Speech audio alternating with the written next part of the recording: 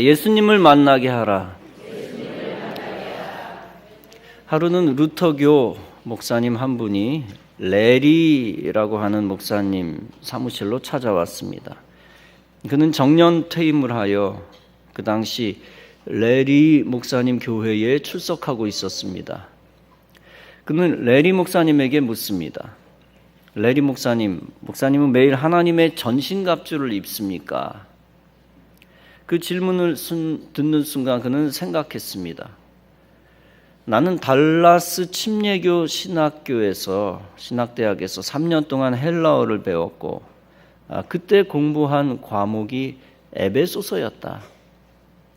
에베소서에 관한 것은 6장을 포함하여 모든 것을 다 알고 있었다. 나는 그때 신학교에서 에베소서를 헬라어로 공부했다. 그런 생각을 하면서 레리 목사님은 의자에 등을 기대면서 그에게 말했습니다. 아예 하나님의 전신갑주를 입는 것에 대해서라면 모두 알고 있죠. 나는 에베소서 6장에 대해 깊이 공부했었으니까요. 갖가지 명사와 동사들이며 또 그것들이 어떻게 일치하는가도 알고 있습니다. 그러자 루터교 목사님이 말합니다. 나는 목사님이 에베소서 6장에 대해 알고 계신가를 묻고 있는 것이 아닙니다.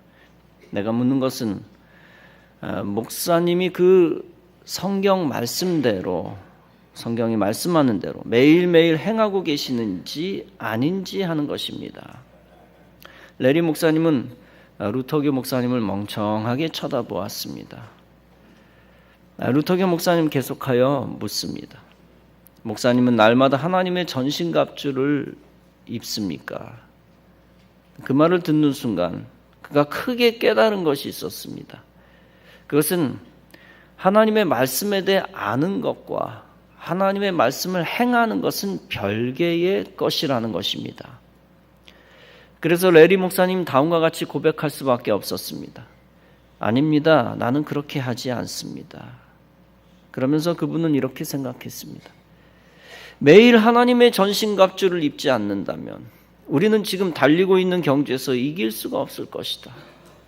우리는 우리에게 홍수처럼 엄습해오는 원수에게 걸려 넘어지고 말 것이다. 또한 마귀의 간교함에 대항하여 승리하는 일도 없을 것이다. 사랑하는 성도 여러분, 그 목사님이 깨달은 것은 행동하는 믿음의 중요성입니다. 아무리 생각으로 믿음이 강해도 행동하지 않으면 믿음을 빛낼 수 없습니다. 아무리 믿음에 대해 아는 것이 많아도 정작 믿는 대로 행동하지 않으면 믿음이 아닙니다. 하나님과 예수님에 대해서도 마찬가지입니다. 아무리 하나님과 예수님에 대해 많이 듣고 공부했어도 그것이 믿음이 아닙니다. 하나님과 예수님에 대해 입으로 전해야 참 믿음인 것입니다. 본문에서 빌립은 확실하게 나다나엘에게 입으로 예수님에 대해 전합니다. 와 보라 라고 말합니다. 일단 그리스도께 와 보라는 것입니다. 나다나엘은 예수님에 대해 편견을 가지고 있었습니다. 그런 그에게 처음에 빌립이 이렇게 말했습니다. 모세가 율법에 기록한 사람이 여기 있다. 여러 선지자가 기록한 사람이 여기 있다. 그가 바로 요셉의 아들 나사렛 예수다. 그러나 나다나엘은 계속 편견을 가지고 빌립에게 말합니다. 도대체 저 나사렛에서 어떻게 선한 사람이 태어날 수 있습니까? 그러나 빌립은 무시받으면서도 와 보라 라고 빌립에게 외쳤습니다. 나다나엘은 예수께 나아왔습니다. 나다나엘이 예수께 오는 것을 예수님이 보셨습니다. 그러면서 다음과 같이 말하며 칭찬하셨습니다. 보라, 이는 참 이스라엘 사람이라. 그 속에 간사한 것이 없도다. 이 말을 듣고 나다나엘이 예수께 묻습니다. 어떻게 나를 아시나이까? 그때 예수께서 나다나엘에게 말씀하십니다. 빌립이 너를 부르기 전에 네가 무화과 나무 아래 있을 때 내가 보았노라. 그때 나다나엘은 비로소 신앙 고백합니다. 라비여, 당신은 하나님의 아들이시오. 당신은 이스라엘의 임금이로소이다. 결국 나다나엘은 예수님을 만난 후 모든 편견을 버립니다. 그리고 예수 안에서 나다나엘은 새로운 존재가 되었습니다. 여러분, 나다나엘은 예수님에게 편견을 가졌던 사람입니다. 그런 자라도 직접 예수님 만나니까 그 편견이 깨졌습니다. 이처럼 우리 주변에는 예수님과 하나님과 교회에 대해 편견을 가진 사람들이 많습니다. 목사와 교인들에 대해 편견을 가진 사람들도 많습니다. 그런 자들이 편견을 버리게 하려면 어떻게 해야 합니까? 바로 그들을 강권적으로 설득하여 주님의 성전 교회에 데려와야 하는 것입니다. 교회 안에 들어올 때 몰랐던 것을 알게 됩니다. 사람들이 멀리서 상상하는 것과 가까이서 접하는 것은 차원이 다릅니다. 주님이 성전에 준비해 놓으신 신령한 것들이 분명히 있습니다. 주님이 설교를 통해, 찬양을 통해 예배 안에서 준비해 놓으신 것들이 있습니다. 어떤 이는 설교를 통해, 어떤 이는 회중 찬양이나 기도를 통하여 신령한 것을 느낍니다. 또 어떤 이들은 성도들의 기쁜 모습을 통해, 성가대를 통해 신령한 것을 느낍니다. 또 예배 이후에 성도의 교제와 함께 동참함으로 신령한 것을 느끼기도 합니다. 어떤 것으로 처음에 은혜를 받든 교회에 와야 은혜 받는 것이 가능한 것입니다. 누구든 교회에 와야만 편견이 깨지고 주님과 가까워지는 것입니다. 누구든 교회에 와야만 구원의 기회를 얻고 천국 소망을 갖게 되는 것입니다. 그리고 누구든 교회에 와야만 하나님 준비하신 신령한 것들을 받게 되는 것입니다. 그때 그들이 새로운 눈을 뜨고 자신의 존재가 달라지는 것을 느낍니다. 그러므로 우리는 어떻게 해서든지 교회 밖에 있는 자들을 교회 안으로 데리고 와야 합니다. 우리는 어떤 수단을 써서라도 그들을 예수님 만나게 해야 합니다. 여러분, 불신자들이 은혜의 장소에 들어오기만 하면 언젠가는 은혜를 받습니다. 교회 밖에서 설명을 잘해야 하나님 만나는 거 아닙니다. 오직 그들을 직접 교회로 이끌어 교회 안에 오게 해야 하나님 만나는 것입니다. 바로 빌립이 입을 열어 말함으로 그 일을 해냈습니다. 실제 나다나엘을 만나 입을 열었습니다. 빌립이라고 해서 처음부터 사람들을 잘 설득하는 사람은 아니었습니다. 빌립이 비록 나다나엘을 전도했지만 처음부터 믿음이 좋은 사람도 아니었습니다. 그러나 빌립이 입을 열어 무조건 와보라 라고 했을 때 하나님이 역사하셨습니다. 이때 우리가 알 수 있는 것이 있습니다. 예수님은 빌립이 완성된 후 빌립을 사용한 것이 아니라는 것입니다. 여전히 믿음이 부족하지만 전도를 위해 계속 사용하고 계시다는 것입니다. 그의 믿음을 성장시켜가며 전도도 계속 시키신 것입니다. 빌립은 실증주의자였습니다. 요한복음 14장에서도 그는 계속 예수님께 의심하며 말합니다. 주여, 아버지를 우리에게 보여주옵소서. 그리하면 족하겠나이다. 그때 예수께서 말씀하십니다. 빌립아, 내가 어떻게 오래 너희와 함께 있을 때 네가 나를 알지 못하느냐? 나를 본 자는 아버지를 보았거늘 어찌하여 아버지를 보이라 하느냐? 내가 아버지 안에 있고 아버지께서 내 안에 계심을 믿으라. 나를 믿는 자는 내가 하는 일을 그도 할 것이요 또한 이보다 큰 것도 하리라. 이렇게 예수님은 믿음 약한 빌립에게 믿으라 하고 강하게 말씀하신 바 있습니다. 그렇게 약한 자지만 예수님은 전도자로 사용하신 것입니다. 빌립의 부족함은 그뿐 아닙니다. 예수께서 벳세다 광야에서 5,000명을 먹이셨습니다. 그때 예수님이 그들을 먹이시려고 했습니다. 그런데 빌립은 이성적이고 합리적인 증거를 찾았습니다. 그래서 예수님께 반문합니다. 200데나리온의 떡을 사다가 조금씩 나누어 주더라도 오히려 부족할 것입니다. 그렇게 믿음이 온전치 않았던 빌립이었습니다. 그럼에도 불구하고 예수님은 끝까지 빌립을 전도자로 사용하고 계십니다. 그러므로 우리는 이렇게 생각해서는 안 됩니다. 나는 믿음이 약하니 전도할 수 없다. 나는 아직 의심이 있으니 전도를 해서는 안 된다. 이런 생각은 주님이 원하시는 것이 아닙니다. 우리는 빌립처럼 연약하기 때문에 연약한 의심이 남아 있습니다.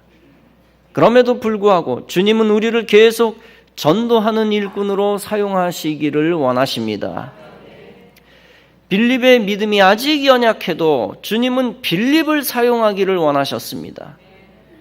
주님은 빌립이 나다나엘을 주님께 데려오기를 원하셨습니다. 그래서 결국 주님은 빌립을 통해 나다나엘과 같은 전도 대상자를 만나셨습니다. 나다나엘이 예수님께 왔을 때 심령의 변화가 일어났습니다. 이처럼 오늘날 나다나엘과 같은 수많은 사람들이 세상 속에 숨어 있습니다. 그 나다나엘과 같은 사람들이 교회에 와서 예수님 만나면 심령의 변화를 일으키는 것입니다. 그러므로 우리의 사명은 빌립처럼 부족해도 무조건 전도하는 것입니다. 내가 완벽하지 않아도 전도 대상자를 무조건 교회로 이끄는 것입니다. 우리가 믿음이 연약해도 순종하고 불신자로 하여금 예수님 만나게 해주는 것입니다. 그러면 주님께서 전도 대상자를 직접 변화시켜 주시는 것입니다. 여러분, 우리가 불신자와 예수님을 서로 만나게 해준다는 것이 무엇입니까? 2000년 전의 제자들처럼 사람들을 직접 예수님 앞에 데려다 주는 것입니까? 우리가 오늘날 사람들을 육신의 몸을 입으신 예수님께 데려다 주는 것은 아닙니다. 오늘날 그리스도는 영으로 교회에 오십니다. 그러므로 우리가 그들을 교회에 데리고 오는 것이 중요합니다. 우리가 그들을 교회로 데리고 오는 것이 예수님 만나게 해주는 것입니다. 예수님이 교회 밖에는 안 계시다는 뜻이 아닙니다. 그러나 예수님을 인격적으로 온전히 만나기 위해서는 구원의 배가 되는 교회 안에 들어와야 되는 것입니다. 또 예수님과 온전히 하나 되기 위해서는 구원의 문이 되는 교회 안에 들어와야 합니다. 그런 차원에서 교회 밖에는 구원이 없는 것입니다. 만약 교회 밖에서 득도한다면 어떻게 되는 것일까요? 그것은 결코 구원의 길이 아닙니다. 만약 교회 밖에 구원이 있다면 예수님이 교회를 세우실 이유가 없었습니다. 또 사도들이 전도 여행 다니며 교회를 세우거나 성장시킬 필요가 없었습니다.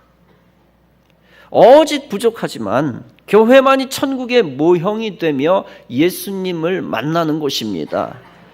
오직 교회만이 구원받은 구원받는 천국 백성들이 함께 모여 예배드리는 곳입니다.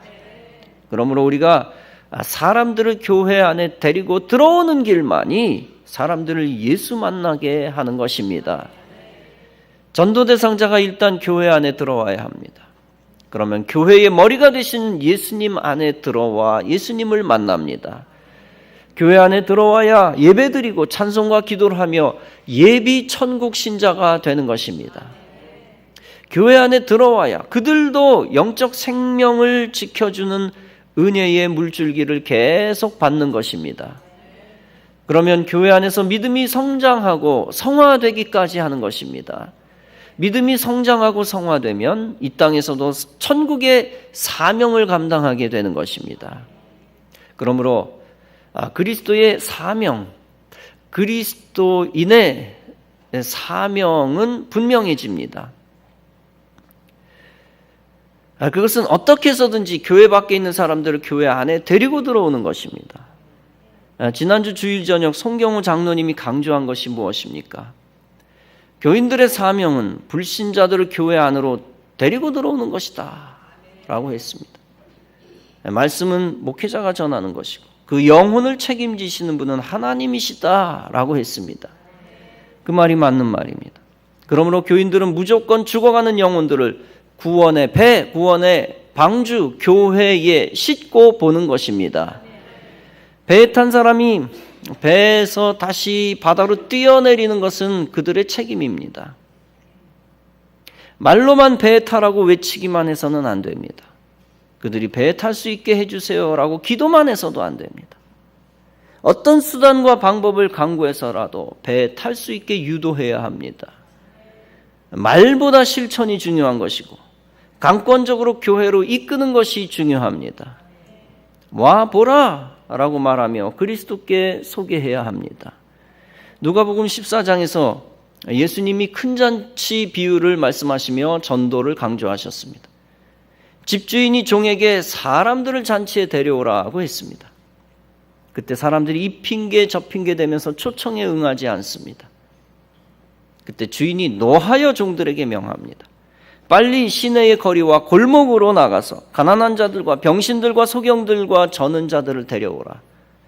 즉 전도할 때는 빈부 귀천 따지지 말고 하층민이라도 먼저 데려오라는 것입니다. 종이 가로되 주인이여 명하신 대로 하였으되 오히려 자리가 있나이다. 즉 전도했지만 아직 남은 자리 빈자리가 있다는 것입니다. 그때 비유 속에서 주인이 종에게 말합니다. 길과 산울가로 나가서 사람들을 강권하여 데려다가 내 집을 채우라. 즉 설득하는 걸로 끝나지 말고 미루지 말고 모든 수단 방법을 다 동원하여 교회로 인도하라는 뜻입니다. 교회에 사람들을 채우는 것이 하나님의 뜻이라는 것입니다. 그러면서 주인이 마지막에 선언합니다. 전에 내가 청하였던 그 사람은 하나도 내 잔치를 맛보지 못하리라. 즉 교회에 오지 않는 사람들은 구원받지 못한다는 뜻입니다. 그러므로 주인, 즉 하나님을 섬기는 종들, 그리스도인들은 전도하는 것을 실천해야 합니다. 움직여 실천하여 직접 사람들을 교회에 데려올 때 주인의 칭찬을 받습니다. 다시 말하면 하나님의 칭찬을 받습니다. 나만 예배드리고 끝나는 신앙은 불완전한 신앙입니다. 교회에서 기도만 하고 말로만 전도하는 신앙은 불완전한 신앙입니다. 예배드리고 기도한 후에는 몸으로 전도해야 합니다. 그때 전도하면서 믿음이 올라가고 온전한 신앙을 갖게 됩니다. 아테네의 한 극장에서 국경일을 기념하는 연극이 공연되고 있었습니다. 한 노인이 좀 늦게 극장 안에 들어섰습니다. 그런데 초만원이라 앉을 자리가 없었습니다. 그때 두리번거리고 있는 이 노인을 아테네인들이 보면서 말합니다. 저 노인에게 자리를 양보하라. 아테네인들은 그렇게 말하고 여기저기서 수군댔습니다. 그러나 그렇게 말을 하면서도 누구 한 사람 자기 자리를 양보하는 이가 없었습니다. 노인은 천천히 외국인석으로 다가갔습니다. 그러자 스파르타인들이 벌떡 일어나 서로 자리를 내주었습니다. 이 광경을 본 모든 사람들이 박수를 쳤습니다. 이때 노인이 말했습니다. 아테네인들도 선이 무엇인지는 알고 있습니다. 그러나 스파르타인은 그 선을 즉시 행동으로 옮기는 사람들입니다. 그렇습니다. 여러분 무엇이든 아는 것으로 끝나서는 안 됩니다. 선을 아는 것, 하나님을 아는 것, 구원의 길을 아는 것으로 끝나서는 안 됩니다. 선을 아는 즉시 선한 행동을 하고 하나님을 아는 즉시 하나님의 명령에 순종해야 합니다. 그리고 구원의 길을 아는 즉시 전도하여 사람들을 예수께로 인도하여야 합니다. 여러분 야고보서 2장은 말씀합니다. 영혼 없는 몸이 죽은 것 같이 행함이 없는 믿음은 죽은 것이니라. 몸에서 영혼을 빼낼 수가 없듯이 믿음에서 행함을 뺄 수 없다는 것입니다. 즉 행함이 있는 믿음이 중요하며 그 믿음이 참 믿음이라는 것입니다. 여러분 행함이 있는 믿음이라고 하는 것은 결국 무엇입니까? 바로 구원의 진리를 아는 자가 전도하여 사람들을 교회로 이끄는 것입니다. 즉시 죽어가는 영혼들을 향하여 세상으로 달려가는 것입니다. 미국 남북전쟁이 한창인 1860년부터 1865년 때였습니다. 프레드릭버그 대전투란 이름이 붙은 유명한 싸움에서 있었던 일입니다. 6탄 돌격전을 한바탕 치른 후 양 군대는 지쳤습니다. 그들이 수많은 부상자를 중간에 남겨놓은 채 후퇴하여 대치하고 있었습니다. 잠시 총소리가 멈추고 고요가 찾아왔습니다. 그런데 여전히 사라지지 않는 소리가 있었습니다. 바로 중간에 남겨진 부상자들의 신음소리였습니다. 모두 안타깝게 죽어가는 동료들을 바라보고 있었습니다. 그런데 북군의 병사 한 명이 물통을 들고 달려나갔습니다. 남군에서 깜짝 놀라 사격을 시작했습니다. 하지만 이 용감한 병사가 부상자들에게 물을 마시게 하는 광경을 보고 사격이 중단되었습니다. 그리고 쌍방은 1시간 휴전을 하고 부상자를 안전한 곳으로 옮겼습니다. 부상자를 옮기며 남군 장교가 이 용감한 북군 병사에게 물었습니다. 내 이름이라도 알자. 그러자 그 병사는 이렇게 대답했다고 합니다. 저는 크리스천입니다. 그렇습니다, 여러분. 그 병사는 그리스도인 됨을 행동하는 믿음으로 보여주었습니다. 목숨을 건 사랑으로 그 사랑을 증명하였습니다. 이처럼 우리 그리스도인들도 실제 움직이며 전도하여 믿음을 증명해야 합니다. 죽어가는 영혼들이 있는 세상으로 즉시 달려나가 전도하는 것입니다. 그래서 그들을 예수님 만나게 해주는 것입니다. 세상으로 달려가 사람들을 향하여 와보라 하고 강권하는 것입니다. 주님이 원하시는 것은 그리스도인들이 기도만 하고 세상에서 침묵하는 자가 아닙니다. 주님이 원하시는 그리스도인은 신앙적인 말만 많이 늘어놓는 자가 아닙니다. 오직 주님이 원하시는 그리스도인은 불신자에게 말을 붙이는 자입니다. 와보라 하면서 온갖 정성을 다하여 물질과 시간을 사용하는 것입니다. 그러면 나다나엘과 같이 구원받아야 할 사람들이 교회에 들어오게 됩니다. 처음에는 와보라라는 소리를 듣지요. 그 소리를 듣고 은혜의 장소에 오면 설교도 듣습니다. 찬송 소리를 듣고 사람들의 기도 소리도 듣습니다. 그렇게 예배 중 하늘의 소리를 듣는 중에 귀가 열리는 것입니다. 귀가 열리면 마음이 열리고 마음이 열리면 입도 열립니다. 그래서 나다나엘이 입을 엽니다. 랍비여, 당신은 하나님의 아들이시요 당신은 이스라엘의 임금이로소이다. 이 초신자의 위대한 신앙 고백은 베드로보다 먼저 했던 것입니다. 입이 열려 신앙 고백하는 순간 그 누구도 새로운 존재가 되는 것입니다. 누가 어떻게 놀랍게 변화되는가 알 수 없습니다. 누가 어떻게 새로운 존재 될지 알 수 없습니다. 그러므로 그리스도인 된 여러분들은 누구든 차별하지 말고 와보라 하면서 불신자들을 전도해야 합니다. 그러면 그 가운데서 나다나엘과 같이 예수님이 구원하고자 하는 사람이 나타날 것입니다. 예수님은 나다나엘을 보고 말씀하셨습니다. 참 이스라엘 사람이여 간사한 것이 없도다. 성령께서 이미 나다나엘의 마음을 열어주신 것입니다. 나다나엘의 심령은 빌립이 책임지는 것이 아니라 성령께서 책임지신 것입니다. 그러므로 우리도 누구든 다 교회에 데려와 성령께서 책임지시기를 원하고 믿어야 합니다. 이현식 목사님이라는 분이 있습니다. 이분이 지금은 은평구에서 목회하지만 전에는 한남동에서 목회를 했습니다.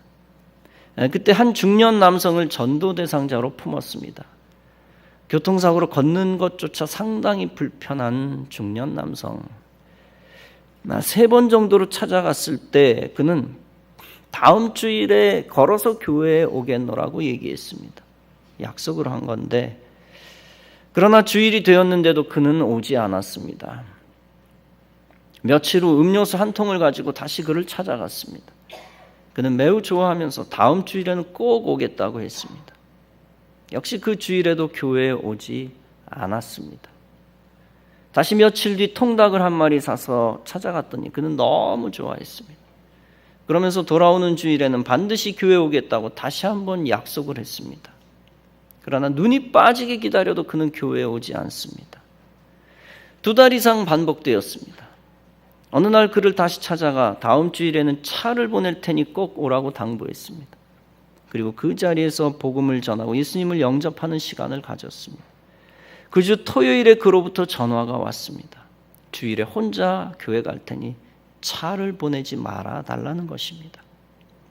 아마 목사님의 호의가 장애를 안고 살아가는 그의 마음을 불편하게 했나 봅니다. 그렇게 여겼습니다. 주일이 되었고 예배 30분 전에 그는 이미 교회에 도착해 있었습니다. 반갑게 그를 맞이하고 예배 시간에 그를 교인들에게 소개했습니다. 그 후 그는 불편한 몸을 지팡이에 의지한 채 거의 한 주도 빠지지 않고 예배에 참석했습니다. 마침내 세례를 받고 집사가 되었습니다. 어느 날 그가 목사님을 찾아와 쑥스러운 표정을 지으면서 이런 말을 했습니다. 목사님, 꼭 그런 것은 아니었지만 제가 교회에 나오게 된 것은 목사님이 저를 찾아오실 때마다 저를 위해 손에 무엇인가를 가지고 오셨기 때문입니다. 그때 목사님은 몇 가지를 깨달았다고 합니다. 첫째, 전도 대상자가 오기를 기다리지 말고 주님처럼 내가 먼저 찾아가야 한다는 것입니다. 둘째, 그 사람의 마음의 문이 열릴 때까지 포기하지 말아야 한다는 것입니다. 셋째, 마음의 문을 열기 위해 때론 작은 선물이 유용하다는 것입니다. 넷째, 열려진 마음에 반드시 복음을 넣어주어야 한다는 것입니다. 다섯째, 계속적인 노력에도 불구하고 당장 열매가 맺혀지지 않더라도 그것은 실패가 아니다라는 것입니다. 그리고 여섯째, 혹 내가 공들인 그 사람을 다른 사람이 전도해 가더라도 내게는 하늘의 상급이 주어진다는 것입니다. 사랑하는 성도 여러분, 말씀을 줄입니다. 전도는 우리가 세상 사람들을 강권적으로 데려다가 예수님을 만나게 하는 것입니다. 만나기로 결심한 사람들을 다 만나고 모든 거룩한 수단을 다 사용하는 것입니다. 특별히 만나기로 결심한 사람들을 최대한 빨리 만나 실천하는 그리스도인이 되는 것입니다. 그러면 우리 주님이 움직이며 전도하는 여러분들에게 귀한 상과 복을 내려주실 것입니다. 그리고 움직여 전도할 때 믿음이 생기는 것입니다. 여러분 모두 움직이는 최고의 신앙, 전도를 통해 믿음을 키우고 믿음을 증명하시기 바랍니다. 그래서 주님이 원하시는 영혼 구원을 만들어 주님께 드리는 놀라운 감격이 여러분들의 삶에 계속 이어지기를 주님의 이름으로 축원합니다.